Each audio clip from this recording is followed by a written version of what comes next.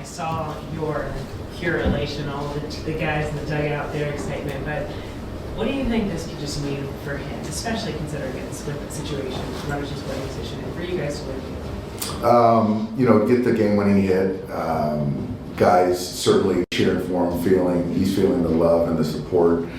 He's been going through it, and so I think that it's a huge exhale for him, hopefully. And you get on the road and have a little bit of confidence, expect some good things to happen when he's at bat, and hopefully it's we can look back and say this is a turning point for him. I know you talked about just, I think it was yesterday, some of those swings you've been seeing from him, and you felt like he was really close.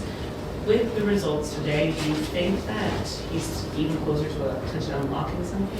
I think so. He's been working hard, and we haven't seen that line ball to left field in quite some time. And that speaks to a direct path through the ball, bat in the hitting zone for a long time.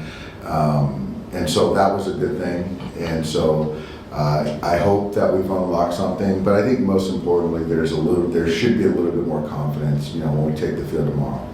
Do you feel like Tanner is starting to turn the corner here? I do. And even you see in the swing and misses, the life to the fastball, and that's something where, for the most part of this year, there's been some contact, some hard contact, and so the last couple outings have certainly been different.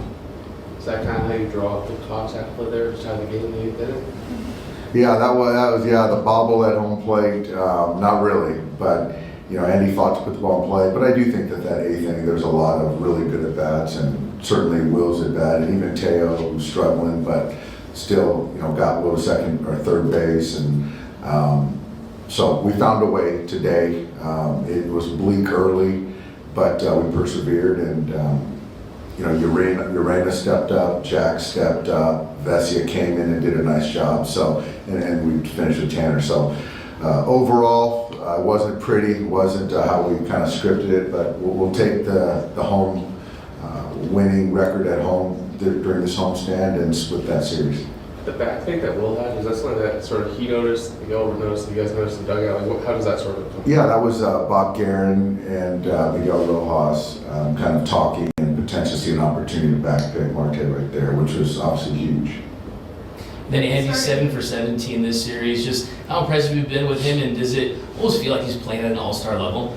Yeah, he is actually, and 7 for 17, and there are a few lineouts in there. And so he's just really swinging the bat well. There's, confidence is a big thing. So he's playing with a lot of confidence, and he is playing like an all-star, yeah.